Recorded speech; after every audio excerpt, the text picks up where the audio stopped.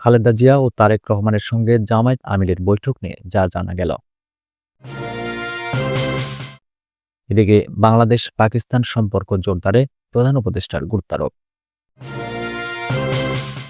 এবং ভারতের সংখ্যালঘু মুসলিমদের পূর্ণ নিরাপত্তা নিশ্চিত করার আহ্বান বাংলাদেশের। সর্বশেষ জানাবো পাকিস্তানের পররাষ্ট্র সচিবের সফর নিয়ে যা বলল ভারত। শুনছিলেন সংবাদ শিরোনাম। পুরো খবর জানতে ভিডিওটি শেষ পর্যন্ত দেখুন। সর্বশেষ খবর পেতে চ্যানেলটি সাবস্ক্রাইব করুন। এবারে জানিয়ে দেব বিস্তারিত। খালেদা জিয়া ও তারেক রহমানের সঙ্গে জামায়াত আমিরের বৈঠক নিয়ে যা জানা গেল। সাম্প্রতিক ইউরোপ সফরে গিয়েছেন বাংলাদেশ জামাতে ইসলামীর আমির ডাক্তার শফিকুর রহমান। সফরের অংশ হিসেবে বেলজিয়াম থেকে যুক্তরাজ্যে গিয়েছিলেন তিনি। সেখানে লন্ডনে বিএনপির ভারপ্রাপ্ত চেয়ারম্যান তারেক রহমানের বাসভবনে সাবেক প্রধানমন্ত্রী খালেদা জিয়ার সঙ্গে সাক্ষাৎ হয় জামায়াত আমিরের। এ নিয়ে নানা আলোচনা এখন দেশের রাজনীতিতে। সংশ্লিষ্ট সূত্রে জানা গেছে, বিএনপি নেত্রী খালেদা জিয়া ও তারেক রহমানের সঙ্গে বৈঠকে দেশের বর্তমান রাজনীতি, আগামী নির্বাচন, গণহত্যার দায়ে আওয়ামী লীগের বিচার এবং দেশের ভবিষ্যৎ রাজনীতির গতিপথ নিয়ে বিস্তারিত আলোচনা হয়েছে। এদিকে বৈঠক প্রসঙ্গে শফিকুর রহমান জানান, আমাদের সফরের মূল উদ্দেশ্য ছিল বেগম খালেদা জিয়ার সঙ্গে দেখা করা। আলহামদুলিল্লাহ, তিনি আমাদের আন্তরিকতা ও সম্মানের সঙ্গে গ্রহণ করেছেন। তবে আলোচিত এই সাক্ষাতে বিএনপি ও জামায়াতের মধ্যে কোনো নির্দিষ্ট রাজনৈতিক সমঝোতা হয়নি বলে জানিয়েছেন জামায়াতের আমির। তার ভাষায়, এক জায়গায় দুই দলের শীর্ষ নেতারা বসলে রাজনীতি প্রসঙ্গ আসবেই, সেটা স্বাভাবিক। তবে আমরা কেবল সাধারণ আলোচনা করেছি। নির্বাচন কবে, কিভাবে হবে, বিচার ব্যবস্থা কেমন হওয়া উচিত, এসব নিয়ে কথা হয়েছে। কোনো সিদ্ধান্তমূলক আলোচনা হয়নি। বৈঠকের বাইরেও জামায়াতের আমির আরও বলেন, বাংলাদেশে ফ্যাসিস্ট শাসনের সময় সবচেয়ে বেশি রাজনৈতিক নিপীড়নের শিকার হয়েছে জামায়াত। আমাদের নেতাদের মিথ্যা মামলায় ফাঁসানো হয়েছে, জুডিশিয়াল কিলিংয়ের মাধ্যমে হত্যা করা হয়েছে। ব্রিটেনের একটি অ্যাপেক্স কোর্ট একে জেনোসাইড অব দ্য জাস্টিস বলে অভিহিত করেছে। তিনি আরও জানান, জামায়াতের মতো বিএনপিও একইভাবে দমন পীড়নের শিকার হয়েছে। আমরা 11 জন শীর্ষ নেতা হারিয়েছি, অসংখ্য কর্মী নিহত ও পঙ্গু হয়েছেন। বিএনপিও অনেক নেতাকর্মী হারিয়েছে, বলেন তিনি। সাম্প্রতিক রাজনৈতিক বাস্তবতা তুলে ধরে শফিকুর রহমান বলেন, রাজনৈতিক বিরোধ থাকতেই পারে, তবে যুক্তরাষ্ট্রের সাম্প্রতিক নির্বাচন দেখিয়েছে নির্বাচন শেষে সবাই মিলে দেশ চালানো যায়। আমাদেরও সেই দিকে এগোতে হবে। উল্লেখ্য, জামায়াতে ইসলামের সঙ্গে বিএনপির দীর্ঘদিনের রাজনৈতিক বন্ধুত্ব রয়েছে। দেশের রাজনৈতিক ইতিহাস বলছে, 1977 সালে বাংলাদেশের রাজনীতি শুরুর পর থেকেই জামায়াত বিএনপির সখ্যতা।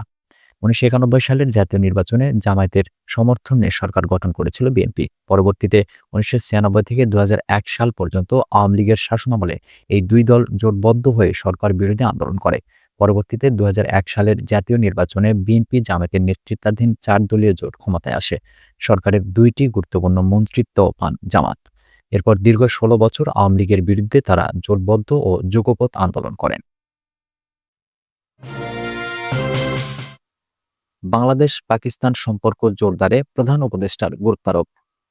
পারস্পরিক সহযোগিতা বৃদ্ধির পাশাপাশি বাণিজ্য ও ব্যবসার সম্ভাবনা খুঁজে বের করার লক্ষ্যে পাকিস্তানের সাথে সম্পর্ক জোরদারের উপর গুরুত্বারোপ করেছেন প্রধান উপদেষ্টা অধ্যাপক ডক্টর মোহাম্মদ ইউনূস। তিনি বলেন, কিছু বাধা রয়েছে, আমাদের সেগুলো অতিক্রম করে এগিয়ে যাওয়ার উপায় খুঁজে বের করতে হবে। বৃহস্পতিবার রাষ্ট্রীয় অতিথি ভবন যমুনায় পাকিস্তানের পররাষ্ট্র সচিব আমনা বালুচ প্রধান উপদেষ্টার সাথে সাক্ষাৎ করতে গেলে তিনি এই আহ্বান জানান। গত 15 বছর পর বাংলাদেশ ও পাকিস্তানের মধ্যে পররাষ্ট্র সচিব পর্যায়ের দ্বিপক্ষীয় সভা হচ্ছে ঢাকায়, যেখানে আমনা বালুচ পাকিস্তান প্রতিনিধি দলের নেতৃত্ব দিচ্ছেন। অতীতের কথা উল্লেখ করে আমনা বালুচ বলেন, বাংলাদেশ ও পাকিস্তানের মধ্যকার সম্ভাবনাগুলো কাজে লাগানোর উপায় খুঁজে বের করতে হবে। তিনি বলেন, আমাদের নিজেদের মধ্যে বিশাল আঞ্চলিক বাজার রয়েছে, আমাদের এটি কাজে লাগানো উচিত। আমরা প্রতিবারই সুযোগ হারাতে পারি না। আমনা বালুচ বলেন, দুই দেশের বেসরকারি খাতের মধ্যে নিয়মিত ব্যবসা-বাণিজ্য, যোগাযোগ এবং সব পর্যায়ে সফর বিনিময় হওয়ার প্রয়োজন। এবছরের জানুয়ারিতে পাকিস্তানের শীর্ষ ব্যবসায়ী চেম্বার এফবিসিসিআই এর একটি প্রতিনিধি দল বাংলাদেশ সফর করে এবং এফবিসিসিআই এর সাথে একটি সমঝোতা স্মারক স্বাক্ষর করে। পাকিস্তানের পররাষ্ট্র সচিব আশা প্রকাশ করেন, এপ্রিলের শেষের দিকে দেশটির উপপ্রধানমন্ত্রী ইসহাক দারের আসন্ন সফর দুই দেশের সম্পর্ককে আরও দৃঢ় করবে। এ সময় প্রধান উপদেষ্টা বলেন, তিনি বরাবরই পাকিস্তান সহ প্রতিবেশী দেশগুলোর সাথে সম্পর্ক ঘনিষ্ঠ করার পক্ষে ছিলেন, বিশেষ করে সার্ক কাঠামোর আওতায়। তিনি বলেন, বাংলাদেশ ও পাকিস্তানের মধ্যে আরও বেশি যুগ বিনিময় এবং সাংস্কৃতিক অনুষ্ঠান আদান প্রদান করা উচিত, যাতে জনগণের মধ্যে সম্পর্ক জোরদার হয়। অধ্যাপক ইউনূস বলেন, আমরা অনেকদিন ধরে একে অপরকে মিস করেছি, কারণ আমাদের সম্পর্ক হিমায়িত ছিল। আমাদের সেই বাধা অতিক্রম করতে হবে। প্রধান উপদেষ্টা বলেন, ২০২৪ সালের সেপ্টেম্বর মাসে জাতিসংঘ সাধারণ পরিষদের অধিবেশনের ফাঁকে নিউ ইয়র্কে এবং ডিসেম্বর মাসে ডি8 সম্মেলনের ফাঁকে কায়রোতে পাকিস্তানের প্রধানমন্ত্রী শাহবাজ শরীফের সাথে তার বৈঠক দ্বিপক্ষীয় সম্পর্ক অগ্রগতির ক্ষেত্রে গুরুত্বপূর্ণ ছিল। তিনি বলেন, বাংলাদেশ ও পাকিস্তান সার্ক ওয়াইসি এবং ডি8 এর মতো বহুপক্ষীয় ও আঞ্চলিক ফোরামে ঘনিষ্ঠভাবে কাজ করে যাবে।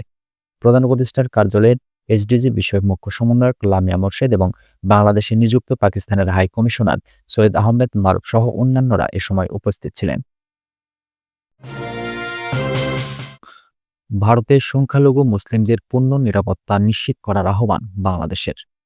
পশ্চিমবঙ্গের মুর্শিদাবাদে সাম্প্রদায়িক সহিংসতার ঘটনায় বাংলাদেশকে জড়ানোর ভারতের চেষ্টার তীব্র প্রতিবাদ জানিয়েছে সরকার। প্রতিবেশী দেশটিকে সেখানকার সংখ্যালঘু মুসলিমদের পূর্ণ নিরাপত্তা নিশ্চিত করার আহ্বানও জানিয়েছে ঢাকা। বৃহস্পতিবার প্রধান উপদেষ্টার প্রেস সচিব শফিকুল আলম অন্তর্বর্তী সরকারের এই অবস্থান তুলে ধরেন। প্রেস সচিব বলেন, মুর্শিদাবাদের সাম্প্রদায়িক সহিংসতায় বাংলাদেশকে জড়ানোর যে কোনো চেষ্টাকে আমরা দৃঢ়ভাবে প্রত্যাখ্যান করি।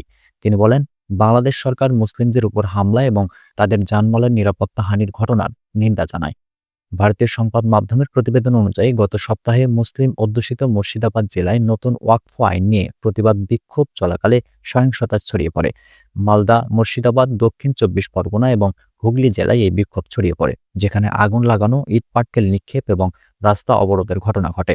পশ্চিমবঙ্গের মুখ্যমন্ত্রী মমতা বন্দ্যোপাধ্যায় বুধবার কলকাতার নেতাজি ইনডোর স্টেডিয়ামে ইমাম মোয়াজ্জেম বুদ্ধিজীবীদের সভায় এই সহিংসতার জন্য বাংলাদেশকে দোষারোপ করেন। তার দাবি, বাংলাদেশের অন্তর্বর্তী সরকারের প্রধান উপদেষ্টা অধ্যাপক ডক্টর মোহাম্মদ ইউনূস এবং ভারতের প্রধানমন্ত্রী নরেন্দ্র মোদী বৈঠক করে চক্রান্ত করে সেখানে অশান্তি লাগিয়েছে। শফিকুল আলম বলেন, আমরা ভারত সরকার এবং পশ্চিমবঙ্গ সরকারকে সংখ্যালঘু মুসলিম জনগোষ্ঠীর পূর্ণ নিরাপত্তা নিশ্চিত করার জন্য সব ধরনের পদক্ষেপ গ্রহণের আহ্বান জানাই। শুধু পশ্চিমবঙ্গ নয়, সংশোধিত ওয়াকফ আইন ঘিরে উত্তর প্রদেশ সহ দেশটির আরও কিছু অঞ্চলে সংখ্যালঘু মুসলিমদের উপর নির্যাতনের নানা তথ্য গণমাধ্যমের খবরে উঠে আসছে। পাকিস্তানের পররাষ্ট্র সচিবের সফর নিয়ে যা বলল ভারত। প্রায় ১৫ বছর পর বাংলাদেশ ও পাকিস্তানের পররাষ্ট্র সচিবদের মধ্যে বৈঠক হয়েছে। বৃহস্পতিবার সকালে রাজধানীর রাষ্ট্রীয় অতিথি ভবন পদ্মায় আয়োজিত এফওসিতে বাংলাদেশের পররাষ্ট্র সচিব মোহাম্মদ জসিমউদ্দিন এবং পাকিস্তানের পররাষ্ট্র সচিব আমনা বালুচ তাদের নিজ নিজ পক্ষে নেতৃত্ব দেন। বৃহস্পতিবার নিয়মিত সাপ্তাহিক ব্রিফিংয়ে পাকিস্তানের পররাষ্ট্র সচিবের সফর নিয়ে ভারতের পররাষ্ট্র মন্ত্রণালয়ের মুখপাত্র রণধীর জলসারের কাছে এক সাংবাদিক জানতে চান। তিনি প্রশ্ন করেন, প্রায় ১৫ বছর পর এই বৈঠক হলো। পাকিস্তানের পররাষ্ট্র সচিব আমনা বালুচ এখন বাংলাদেশে, এ ব্যাপারে ভারতের মতামত কি? রণধীর জলসাল বলেন, এ ব্যাপারে আমরা অবগত আছি। চলতি মাসেই বাংলাদেশে আসবেন পাকিস্তানের পররাষ্ট্রমন্ত্রী ইসহাকদার। এ বিষয়টি ভারত কোন চোখে দেখছে তা জানতে চাইলে মুখপাত্র বলেন, বিষয়টি আমাদের নজরে রয়েছে। এর বাইরে তিনি অন্য কোনো মন্তব্য করেননি। ট্রান্সশিপমেন্ট বন্ধের পর বাংলাদেশ ভারত অর্থনৈতিক সম্পর্ক নিয়ে এক সাংবাদিক জানতে চাইলে রণধীর জলসাল বলেন, এ নিয়ে আমরা অনেকবার বলেছি, আগেও বেশ কয়েকবার বলা হয়েছে। এমনকি বাংলাদেশের প্রধান উপদেষ্টা ডক্টর মোহাম্মদ ইউনূসের সঙ্গে ভারতের প্রধানমন্ত্রী নরেন্দ্র মোদীর বৈঠকের সময়ও ব্যাপারটি স্পষ্ট করা হয়েছে।